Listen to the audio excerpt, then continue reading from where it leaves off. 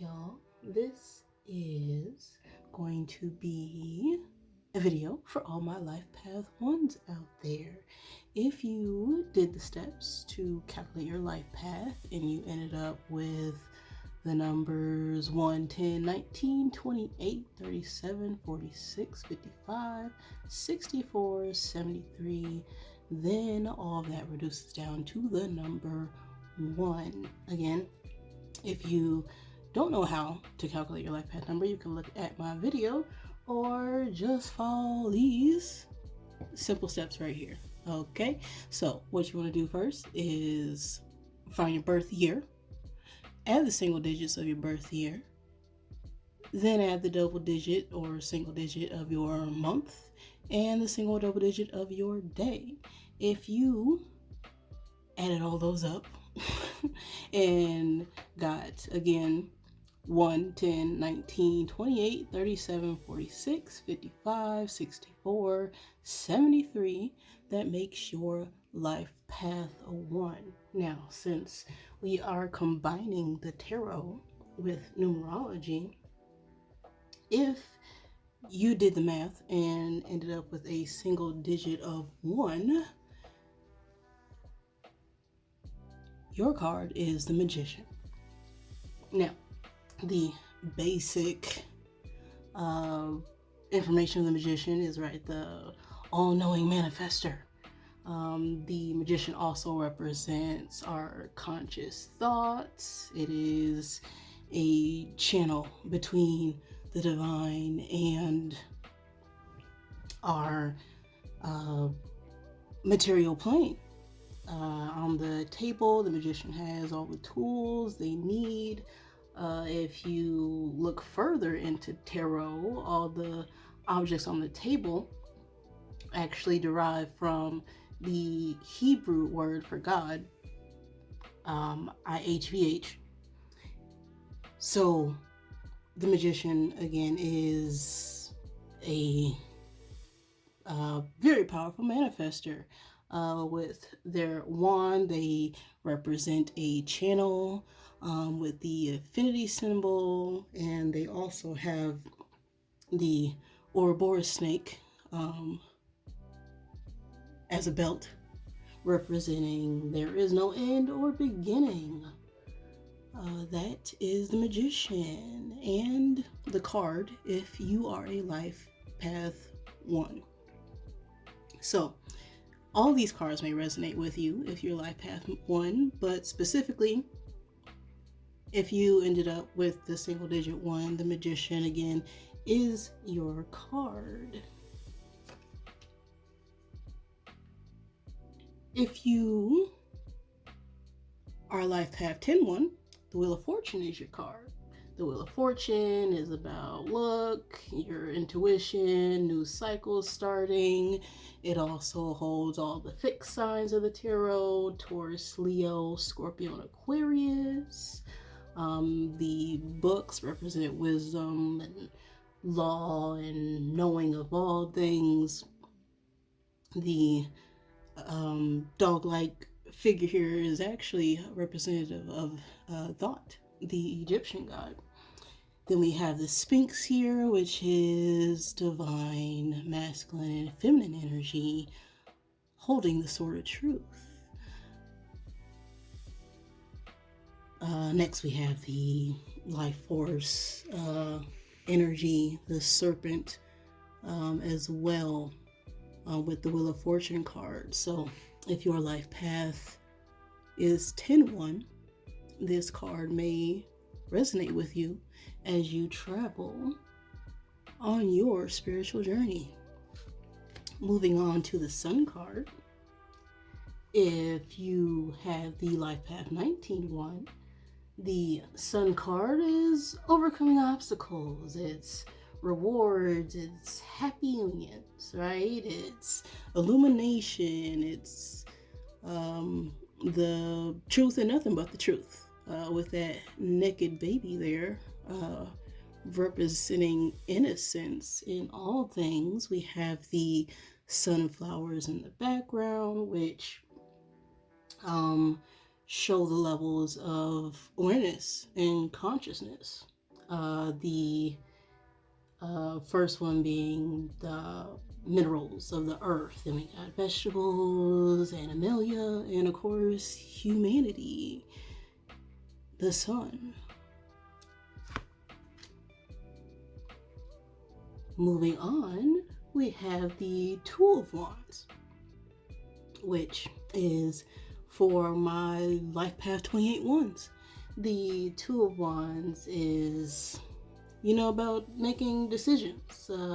Can be contradictory. If you have the Life Path 28-1, you may have trouble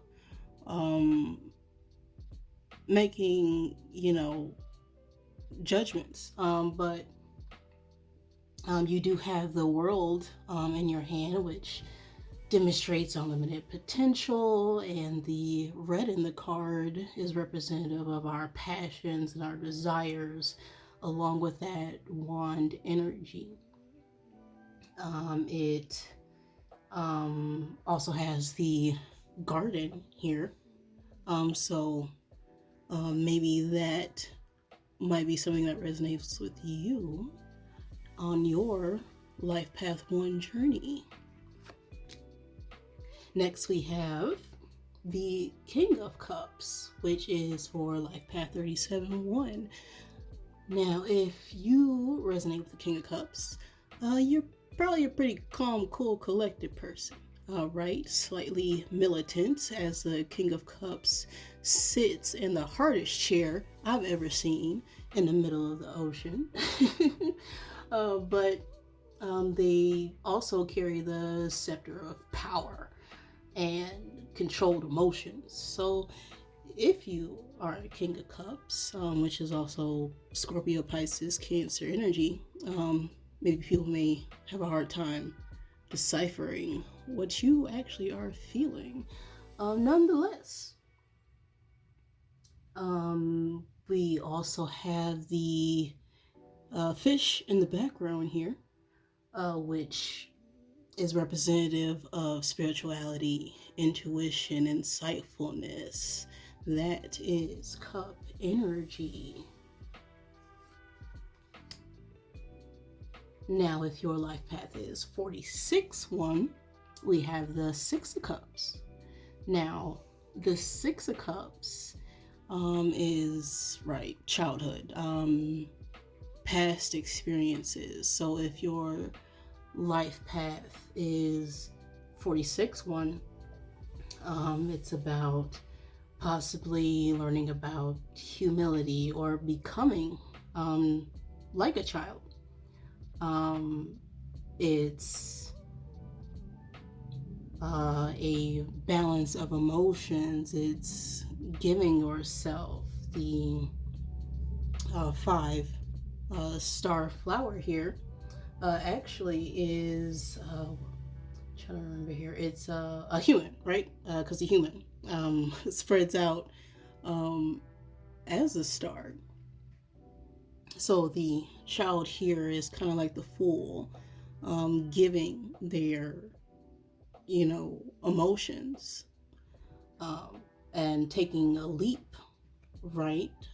With the Six of Cups, it's about sharing an equal balance of compassion. That is the Six of Cups. So perhaps that resonates with you if you discover that your life path is 46-1.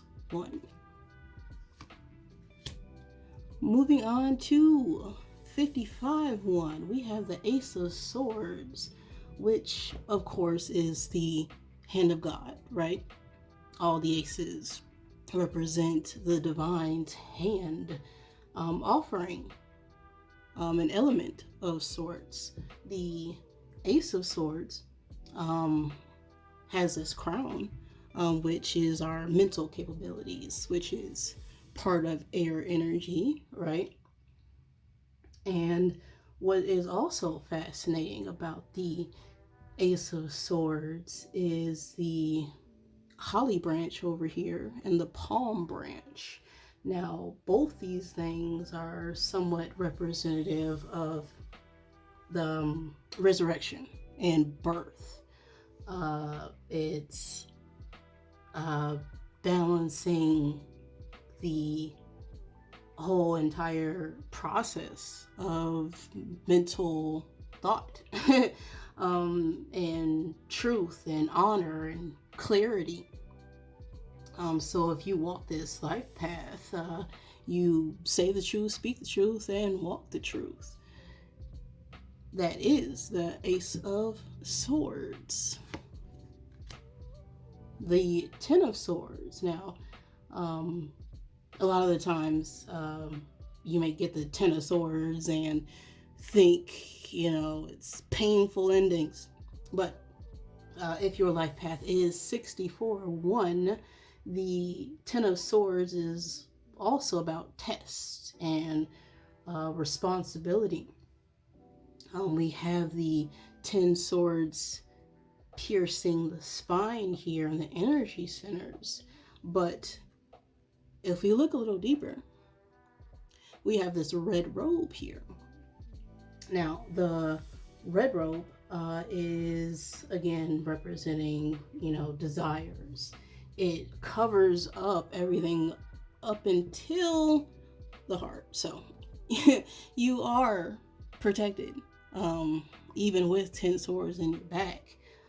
But you may have a few struggles when it comes to, how do I say this? Becoming more aware of the people around you and the things you do. That is the story of the Ten of Swords, right? It's betrayals and just being completely done. But it really isn't done either. As the 10 swords here shine a light to the background. The background here is the abyss. It's nothing. Also, the blue and yellow represents conscious and subconscious thought.